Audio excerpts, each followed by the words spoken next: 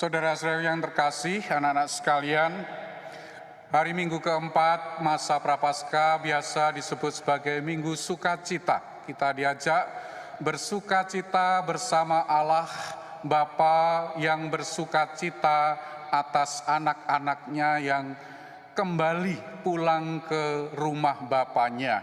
Mereka yang bertobat kembali kepada Bapa di surga. Hal itu diungkapkan di dalam perumpamaan Bapa yang baik, baik kepada anak yang nakal, yang pulang, maupun anak yang sombong, seperti yang digambarkan dalam diri si sulung. Di dalam bacaan hari ini punya latar belakang bahwa ahli-ahli Taurat dan orang Farisi bersungut-sungut kepada Yesus ketika mereka melihat Yesus makan bersama dengan orang-orang berdosa.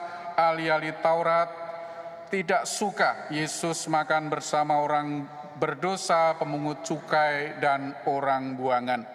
Menurut mereka, mengajar agama sekaligus bertindak seperti itu adalah tindakan yang memalukan. Tidak boleh untuk seorang rabi atau guru berbuat demikian. Yesus ingin menunjukkan bahwa gagasan ahli Taurat dan orang Farisi tentang Tuhan itu keliru. Menurut Yesus, Tuhan bukanlah hakim yang suka marah, yang suka mencari-cari kesalahan dan suka menghukum orang berdosa seperti kita. Yesus juga mau menunjukkan bahwa kepada mereka bahwa Allah adalah Bapa yang penuh belas kasih, yang mengampuni pendosa yang bertobat, mengasihi mereka, dan menghendaki agar semua orang diselamatkan, yang sulung maupun yang bungsu. Itulah mengapa Yesus menceritakan perumpamaan yang kita dengarkan hari ini. Perumpamaan ini adalah kisah seorang ayah dengan dua putranya. Tanpa menunggu ayahnya meninggal, si bungsu dengan nakal meminta bagian warisannya. Ini sesuatu yang buruk dalam budaya orang Israel. Seolah mengatakan, "Bapa, bagi saya kamu sudah meninggal, kamu sudah wafat." Lalu si bungsu meninggalkan tugas dan tanggung jawabnya, pergi ke luar negeri, menghabiskan uangnya dengan kejahatan dengan para pelacur. Anak bungsu mewakili orang bukan Yahudi dan setiap orang berdosa. Putra bungsu menjadi miskin dan sengsara karena gaya hidupnya yang sembrono. Ketika dia memiliki banyak uang, tentu saja dia memiliki banyak teman untuk membantu membelanjakan uangnya. Tetapi ketika dia menjadi orang miskin, tidak punya uang lagi, dia juga tidak punya banyak teman. Untuk bertahan hidup, dia melamar pekerjaan untuk memberi makan babi-babi yang oleh orang Yahudi dianggap sebagai hewan yang tidak bersih. Ini menunjukkan kedalaman hancurnya harga diri yang ditemukan oleh si bungsu.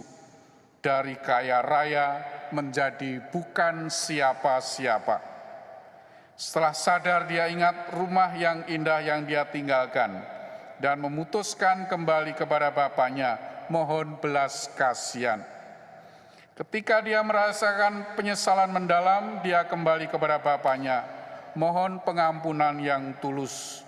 Dia ingin diperlakukan sebagai hamba saja, tetapi bapaknya memulihkan martabat aslinya sebagai putra.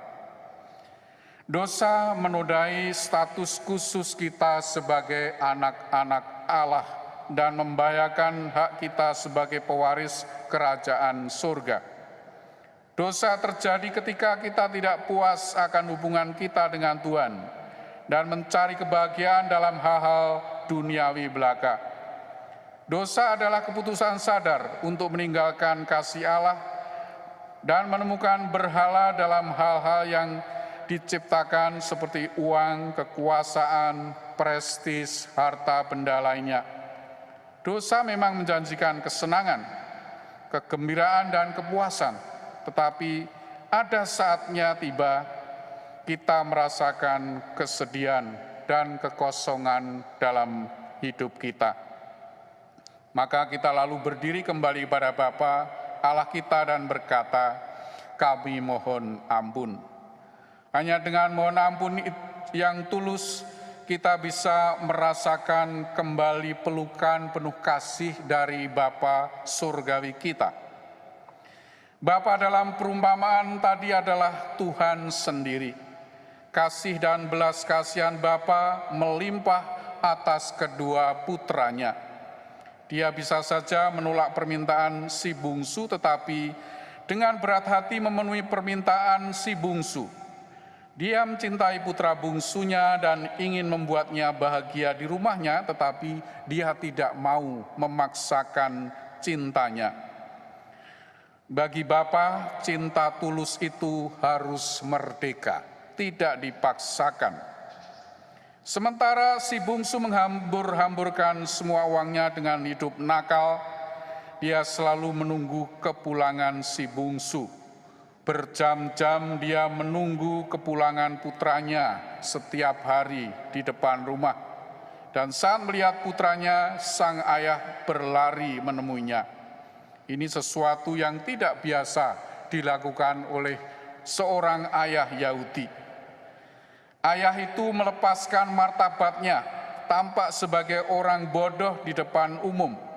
Semua demi anak yang tidak berguna, anak yang tidak berharga, yang dengan jahat, nakal, berharap ayahnya mati dengan meminta warisannya terlebih dahulu. Dan yang telah membawa aib atas dirinya, keluarganya dengan hidup nakalnya. Bapa itu berlari, ini gambaran yang jarang kita temui. Biasanya seorang ayah, seorang kepala rumah tangga di zaman Yesus tidak berlari seperti itu.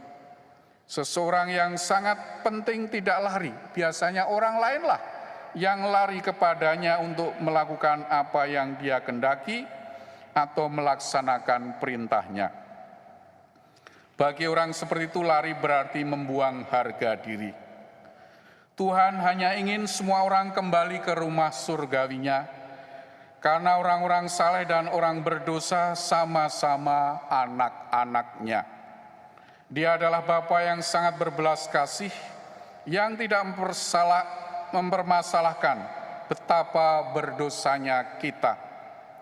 Anak sulung ada simbol bagi orang Yahudi. Anak sulung itu egois, cemburu, menghakimi, dan kebenciannya menunjukkan dengan jelas ketidaksempurnaannya. Orang Yahudi yang sombong di sisi lain percaya bahwa mereka saleh dan bersih dan setia pada hukum. Jadi merekalah yang merasa berhak mewarisi milik Bapa. Mereka tidak dapat menerima kenyataan bahwa saudara-saudara yang hilang, yang lebih muda, orang-orang bukan Yahudi dan pendosa akan diterima sebagai bagian dari anak-anak Allah. Mereka tidak dapat menerima kenyataan bahwa Bapa telah menerima orang-orang bukan Yahudi dan orang-orang berdosa sebagai bagian dari umat Allah. Mereka tidak dapat menerima kenyataan bahwa Bapa bahkan mempersembahkan anak lembu tambun, lambang Mesias Yesus Kristus, untuk merayakan kembalinya para pendosa kepada Bapa. Seringkali kita juga seperti anak sulung yang tak kenal ampun. Terkadang kita merasa benar sendiri dan mudah mencari kesalahan orang lain, bukan? Kadang-kadang kita juga menghakimi dan cepat mengutuk orang lain. Tampaknya ketika Tuhan melihat kita, Dia menutup satu mata agar tidak melihat bagian buruk kita. Tetapi ketika kita melihat orang lain, kita sering membuka mata lebar-lebar dan kita bahkan mungkin menggunakan kaca pembesar untuk melihat sisi keburukan orang lain. Kita perlu belajar dari hati Bapa kita di surga. Sebagaimana Yesus mengundang kita, hendaklah kamu murah hati, sama seperti Bapamu adalah murah hati. Di masa tobat, masa prapaskah ini, pertanyaan yang sangat penting bukan tentang berapa banyak dosa yang kita lakukan atau seberapa besar dosa kita. Pertanyaan terpenting adalah, apakah kita cukup rendah hati dan tulus menyadari kenakalan kita seperti si bungsu atau kesombongan kita seperti si sulung, lalu mohon ampun dan belas kasih Tuhan.